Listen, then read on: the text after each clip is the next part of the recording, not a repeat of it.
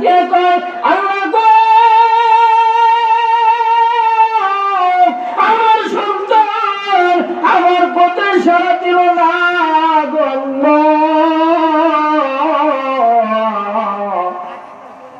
এবার জুরাইজের মা তার সন্তানকে ডাক দেয়া কয় রে জুরাইজ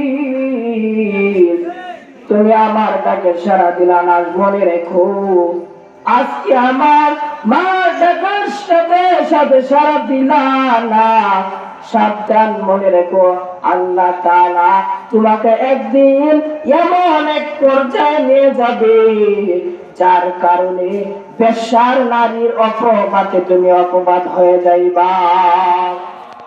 আমার মনে হয় এমন কোন অপরাধ করেছে এমন কোন গুনার কাজ করেছে যে গুনার কারণে আলকমা তার মুখ দিয়া কালিমা বাইর হয় না।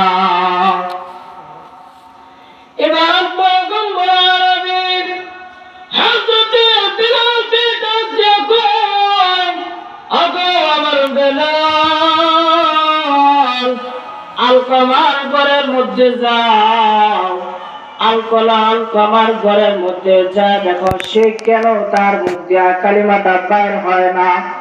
ওগো বেলাল গিয়া দেখো কেন আলকমার মুখ দিয়া কালিমা বের হয় না।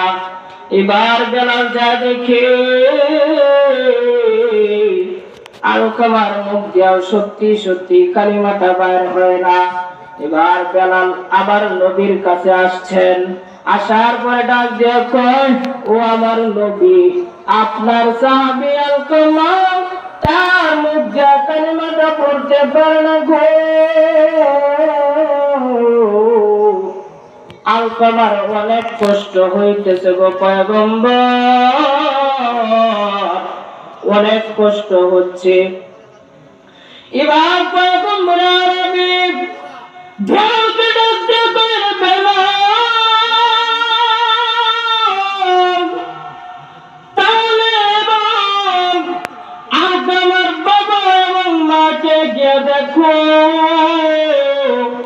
আলকমার বাবা অথবা আলকমার মা দুনিয়ার জমিনে বেঁচে আছে কিনা। ও বেলাল এবার গিয়া দেখো আলকমার বাবা মা বেঁচে আছে কিনা। বেলাল এবার খবর নিয়ে দেখেন আলকমার বাবা দুনিয়ার জমিন থেকে বিদায় হয়ে গেছে আলকমার মা বৃদ্ধ হয়ে গেছে দুনিয়ার জমিনে বেঁচে আছে। এবার পয়গম্বর ডাক দেয়া কয় বেলাল তাহলে চলে যাও আলকমার মাকে আমার কাছে নিয়ে আসো। এবার আলকমার মাকে পয়গম্বর আরবী সাল্লাল্লাহু আলাইহি ওয়াসাল্লামের দরবারে নিয়ে আসছেন। এবার নবী ডাক দিয়া কয় ওগো আলকমার মা তোমার সন্তান মৃত্যু হয়ে যাবে মৃত্যু অবস্থায় সজ্জিত শুয়ে আছে কেন কালিমা পড়তে পারে না তোমার সাথে এমন কোন অপরাধ করেছি কিনা এবং তোমার সাথে এমন কোন বেয়াদবি করেছে কিনা। এবার মা ডাক দেয়া কয় ওগো পয়গম্বর আমার সন্তান আলকমা আমার কথায় কোনো প্রাধান্য দিত না আমার সন্তান আমার কথায় শুনত না।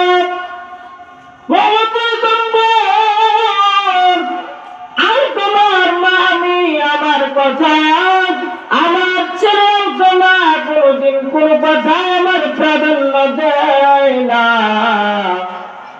আলকমা আমার কথায় কোনো প্রাধান্য দেয় না কোনো কথা আমার শুনে না তার স্ত্রীর কথায় প্রাধান্য দেয় তাকে যেভাবে তার স্ত্রী বলে এবং তার মন মতো মন গড়া দুনিয়ার মধ্যে সে চলে। ওগো পয়গম্বর আমার কথায় কোনো প্রাধান্য সে দিত না। এবার পয়গম্বর আরবী ডাক দিয়ে কয় ইয়া রাসূলুল্লাহ তাহলে তুমি শোনো যেহেতু তোমার সন্তান তোমার কথায় কোনো প্রাধান্য দিত না। তোমার কোন সন্তান তোমার কোনো কথাই যেহেতু শুনতো না, এটা আল্লাহর কাছে অনেক খারাপ লেগেছে। এই জন্য তোমার সন্তান কালিমা পড়তে পারে না।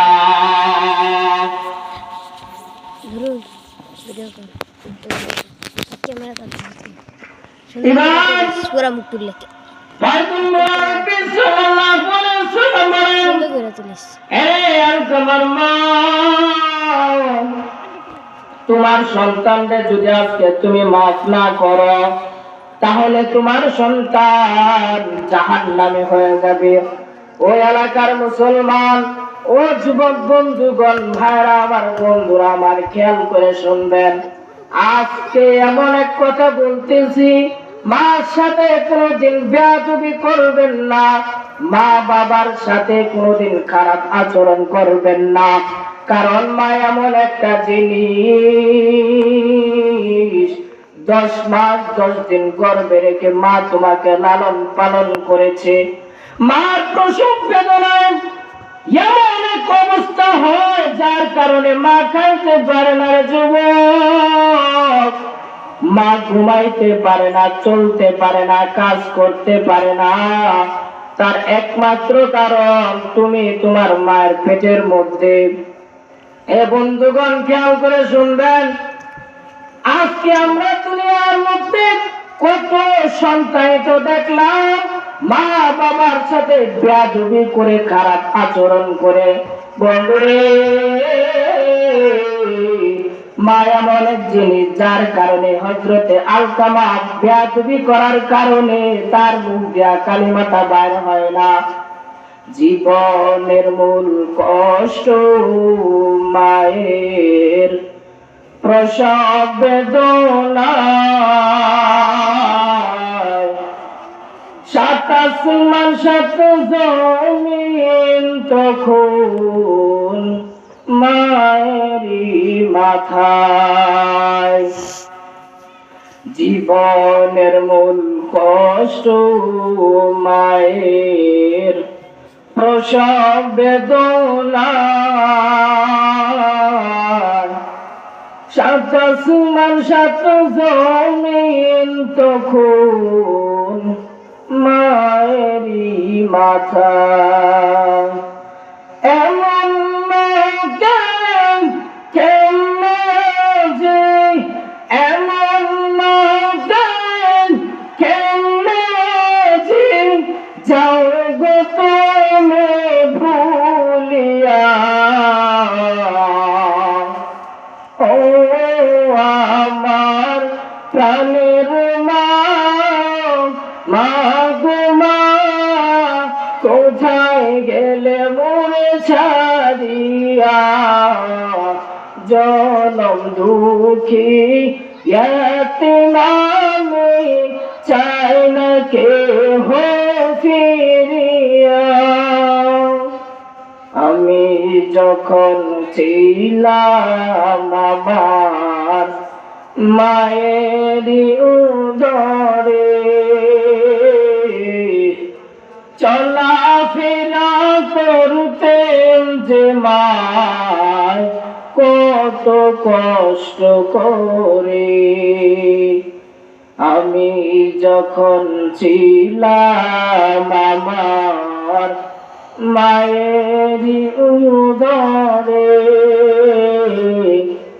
চলাফেরা করতেন যে মায় কত কষ্ট করে। আমার সুন্দর মুখ দেখে মায়ের, আমার সুন্দর মুখ দেখে মায়ের ব্যথা যে যাই চলিয়া। ও আমার প্রাণের মা, মা গো মা, কোথায় গেলে মোরে ছাড়িয়া। জনম দুঃখী এতিম আমি, চাই না কেহ ফিরিয়া। জন্য যুবক ভাইয়ারা আমার, মা বাবার সাথে কোনোদিন খারাপ আচরণ করবেন না। যে কথা আমি বলতেছিলাম, হযরতে আলকামা রাদিয়াল্লাহু তাআলা আনহুর মা এবার নবীজি সাল্লাল্লাহু আলাইহি ওয়াসাল্লামকে বলেন, পয়গম্বর, আমার সন্তান আমার কথায় কোনো প্রাধান্য দিত না। এবার পয়গম্বর আরবি সাল্লাল্লাহু আলাইহি ওয়াসাল্লাম ডাক দিয়া কইরে, আলকামার মা, তুমি যদি আজকে তোমার সন্তানরে মাফ না করো, ও মা শুনে নেও, তাহলে তোমার সন্তান জাহান্নামে হয়ে যাবে। এবার মা ডাক দিয়া কইলাম, আমি আমার সন্তানকে মাফ করব না, কারণ আমার সন্তান আমার কথায় প্রাধান্য দিত না। এবার পয়গম্বর আরবি সাল্লাল্লাহু আলাইহি ওয়াসাল্লাম যাকে ডাক দিয়া কইবেন,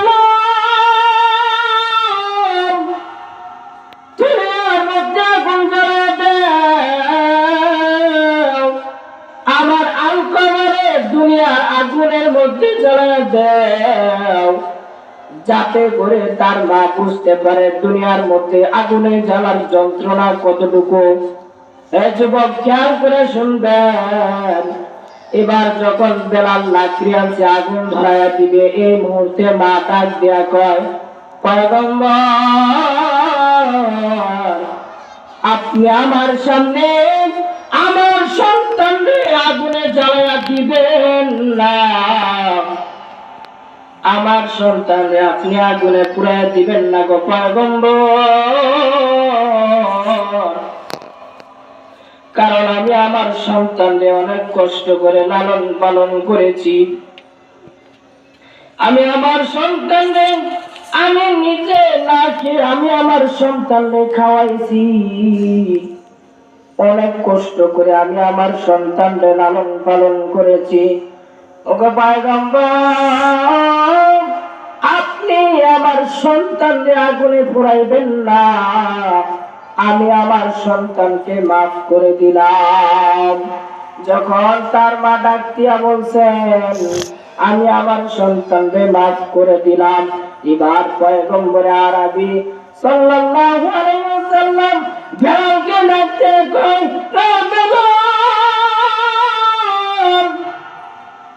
জলদি করে যাও, গিয়ে দেখো আমার আলকামার কি অবস্থা। এবার বেলাল গিয়া দেখেন, যখন তার মা বলছে আমি আমার সন্তানকে মাফ করে দিছি, তখন থেকে আলকামার মুখ দিয়া বাইর হইতেছে, লা ইলাহা ইল্লাল্লাহু মুহাম্মাদুর রাসূলুল্লাহ। আলকামা যখন মুখ দিয়া কালিমা বাইর হয়ে যায়, তখন আলকামা দুনিয়ার জমিন থেকে বিদায় হয়ে যায়। এই জন্য বন্ধুগণ আমার খুব খেয়াল করে শুনবেন, মার সাথে কোনোদিন বেয়াদবি করা যাবে না, মা বাবার সাথে কোনোদিন খারাপ আচরণ করবেন না, কারণ মা বাবার সাথে খারাপ আচরণ করার পরে পয়গম্বরের সাহাবী হযরতে আলকামা তার মুখ দিয়া কালিমাটা বাইর হইতেছিল না।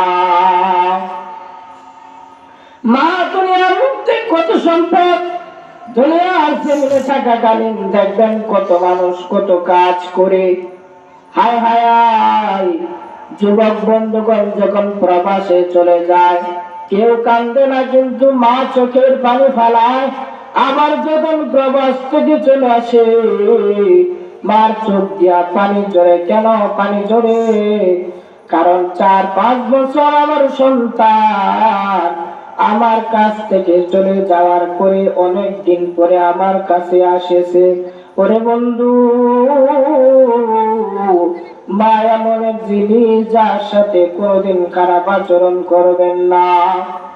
আল্লাহ নবীর সাহাবী আলকামা মার সাথে বেয়াদবি করার কারণে সে জাহান্নাম থেকে ফিরে এসেছে যে পর্যন্ত তার মা তাকে মাফ না করেছে সেই পর্যন্ত সে কালিমা পড়তে পারে না। একজন আবেদ বান্দা, আল্লাহ ওলি, একজন আবেদ বান্দা জুরাইস, সে পাহাড়ের উঁচু টিলার মধ্যে ইবাদত করতেছে। হঠাৎ করে তার মা ডাক দিয়ে কয়, ও জুরাইস শোনো, আমি তোমার মা, আমি তোমাকে ডাকতেছি গো জুরাইস। ও বাবা, তুমি আমার কথাই সাড়া দাও। একবার ডাক দিলেন, জুরাইস সাড়া দিল না। দ্বিতীয়বার আবার ডাক দিলেন, রে জুরাইস শোনো, আমার ডাকে তুমি সাড়া দাও গো জুরাইস। ও জুরাইস, তুমি আমার ডাকে সাড়া দাও। দ্বিতীয়বারও জুরাইস তার মার ডাকে সাড়া দিল না। এবার 3 নাম্বার আবার যখন ডাক দেয়, আমার সন্তান জুরাইস শোনো, তুমি আমার ডাকে সাড়া দাও। 3য় নাম্বারও যখন তার ডাকে সাড়া দিল না, এবার মার মনের মধ্যে একটা কষ্ট চলে এসেছে। হায় রে, আমি আমার সন্তানকে 3 বার ডাক দিলাম, একবারও আমার ডাকে সাড়া দিল না। এ বন্ধুগণ খুব খেয়াল করে শুনবেন। এইবার জুরাইসের মা ডাক দিয়ে কয়, আল্লাহ গো, আমার সন্তান আমার পথে সাড়া দিল না গো আল্লাহ। এবার জুরাইসের মা তার সন্তানকে ডাক দেয়া কয়, রে জুরাইস, তুমি আমার ডাকে সাড়া দিলা না, মনে রেখো আজকে আমার মা ডাকার সাথে সাথে সাড়া দিলা না। সাবধান, মনে রেখো আল্লাহ তাআলা তোমাকে একদিন এমন এক পর্যায়ে নিয়ে যাবে যার কারণে বেশ্যার নারীর অপবাদে তুমি অপবাদ হয়ে যাইবা। মার কথা না শোনার কারণে হযরতে জুরাইসের মা তার সন্তানকে বদদুয়া দিয়া দিলেন। কি বদদুয়া দিলেন? বদদুয়াটা হলো যে জুরাইস, তুমি আমার কথা শুনলা না, মনে রেখো তুমি একদিন বেশ্যা নারীর মুখ দেখবা। যুবক ভাইরা, এলাকার যে সমস্ত যুবক ভাইরা আছেন, মুরব্বী বাবারা আছেন, আজকে দেখেন এত সুন্দর করে আজকের এই মাহফিলের আয়োজন করেছে। এটা একটা জান্নাতের বাগান, এখানে আসবেন তো সব। নবীজি সাল্লাল্লাহু আলাইহি ওয়াসাল্লাম বলেন যে আজকে এই সামিয়ানা দিয়া প্যান্ডেল করা হয়েছে, এত সুন্দর করে সাজিয়েছে, যারা আমার এই প্যান্ডেলের ভিতরে আসবে, এই জান্নাতের বাগানে আসবে, আল্লাহ তাআলা ফেরেশতাদের মাধ্যমে তাদের উপরে এরকম ভাবে ঘুরপাক করে ফেরেশতাদেরকে পাঠিয়ে দেন। তার একমাত্র কারণ হলো ওই ফেরেশতাগুলো ওই বান্দাদের আমলনামা লিখতে থাকে। যারা এখানে আছেন তারা ওই ফেরেশতাদের ঘুরপাক করতেছে, তারা ওই ফেরেশতাদের কবলে আছেন। যারা বাহিরে আছেন, যেরকম গ্রামের ভাষায় একটা কথা বলি, মুরগি যখন ডিম পাড়ে, মুরগির পাখার ভিতরে যেই ডিমগুলো থাকে সেগুলো থেকে বাচ্চা হয়, আর যেগুলো ডিম বাহিরে থাকে সেগুলো কাঞ্জা হয়ে যায়, অর্থাৎ নষ্ট হয়ে যায়। ঠিক এরকম যারা আজকে মাহফিলের মধ্যে আসবেন তাদেরকে আল্লাহ তাআলা সমস্ত গুনাহগুলো মাফ করা নিষ্পাপ বানা বাড়িতে পাঠাইবেন। আর যারা আসবেন না তারা তো আগের মতোই থাকবেন। এখানে যে যত বেশি আসবে, যে যত গুনাহ নিয়ে আসবে, তার সব তত বেশি হবে। নবীজি বলেন, قال رسول الله صلى الله عليه وسلم, নবীজি সাল্লাল্লাহু আলাইহি ওয়াসাল্লাম বলেন, হে আমার উম্মতের নারী এবং পুরুষেরা, খেয়াল করে শোনো, এই যে আজকে লাউটিয়া পশ্চিম জামে মসজিদের মাহফিলের আয়োজন করেছে, এই মানুষগুলো যখন এই মাহফিলের মধ্যে যাবে, এই মাহফিলের মধ্যে যাওয়ার পরে যখন তারা বালুর মধ্যে বসবে, আরামের ঘুম হারাম করিয়া, আরামের ঘুমটা হারাম করিয়া যখন তারা মাহফিলের মধ্যে আসবে, উলামায়ে কেরামের কথা শুনবে, তারা ফেরেশতারা তখন তাদেরকে নিয়ে হাসি ঠাট্টা করতে থাকে এবং আনন্দ করতে থাকে। এবং ওই ফেরেশতাগুলো আল্লাহর দরবারে ডাক দেয়া করে, মালিক, তোমার এই বান্দাগুলো এই বালুর মধ্যে আসছে, এই লাউটিয়া পশ্চিম পাড়ার জামে মসজিদের মাঠের মধ্যে চলে এসেছে। আল্লাহ, তুমি তোমার এই বান্দাদেরকে সমস্ত গুনাহ মাফ করে জান্নাতে দিয়ে দাও। স্বয়ং ফেরেশতারা এই বান্দাদের উপরে সাক্ষ্য দিতেছেন আল্লাহর উপরে। এবার আল্লাহ তাআলা ডাক দেয়া করে, আমার ফেরেশতারা শোনো, ये जो लोग क्या पक्षी परम ये जाने मुद्दे ये बंदा को क्या मस्ते चलो इलाके जाता जगत माली तुम्हारे पागल बंदा बोलो এই দুনিয়ার কোনো টাকা চাই না, দুনিয়ার কোনো বাড়ি চাই না, এই বান্দাগুলো একমাত্র তুমি আল্লাহকে চায়। এবার ফেরেশতারা ডাক দেয়া কয়, আল্লাহ গো, এই বান্দাগুলো একমাত্র তোমার জাহান্নাম থেকে মুক্তি পেয়ে জান্নাতে যেতে চায়। এবার আল্লাহ তাআলা ডাক দেয়া কয়, আমার ফেরেশতারা শোনো, আমার এই বান্দাগুলোকে জান্নাত দেখছিনি। ফেরেশতারা ডাক দেয়া কয় না, এরা আমার জান্নাত দেখে নাই। এবার ডাক দেয়া কয়, ও আমার ফেরেশতারা শুনো, ওই বান্দাগুলোকে আমাকে দেখছিনি বলেন না। এবার আল্লাহ তাআলা ডাক দেয়া কয়, ও আমার ফেরেশতারা খেয়াল করে শোনো, যে বান্দাগুলো আজকে লোকে মুসলিম পাড়ার জামে মসজিদের মাঠে এই বান্দাগুলো বালুর মধ্যে বসে একমাত্র উলামায়ে কেরামদের দিকে তাকায়া কুরআন ও হাদিসের আলোচনা শুনবে। এ আমার ফেরেশতারা শোনো, এই বান্দাদেরকে আমি আল্লাহ তাআলা সমস্ত গুনাহ মাফ করে নিষ্পাপ বানায়া জান্নাতের লিস্টিতে নাম লেখায়া দিবে। এই জন্য বন্ধুগণ আমার, এখনো যারা বাইরে আছেন আমি তাদেরকে অনুরোধ করে বলবো, আজকে এত সুন্দর করে এখানে সাজিয়েছেন, আপনারা চলে আসেন। আজকে মাহফিল আছে, আগামীকালকে নাও থাকতে পারে। এই জন্য জীবন অনেক গুনাহ করেছেন, গুনার দিকে একবার তাকায়া এই মাহফিলে এসে তওবা করেন, আল্লাহ তাআলা মাফ করে দিবেন। যাই হোক, আমি যে আলোচনা করেছি, আমি সর্বপ্রথম বলেছিলাম যে আল্লাহর ইবাদত করার পাশাপাশি তোমাদের মা বাবার খেদমত করো। আল্লাহ তাআলা দুনিয়াতে বানাইছেন একমাত্র ইবাদত করার জন্য, এরপরে মা বাবার খেদমত করতে হবে। আল্লাহ তাআলা আমাদের সকলকে এই কথাগুলোর উপর আমল করার তৌফিক দান করুক। সকলে বলে আমিন। ওয়া আখিরু দাওয়ানা আলহামদুলিল্লাহ। আসসালামু আলাইকুম ওয়া রাহমাতুল্লাহ।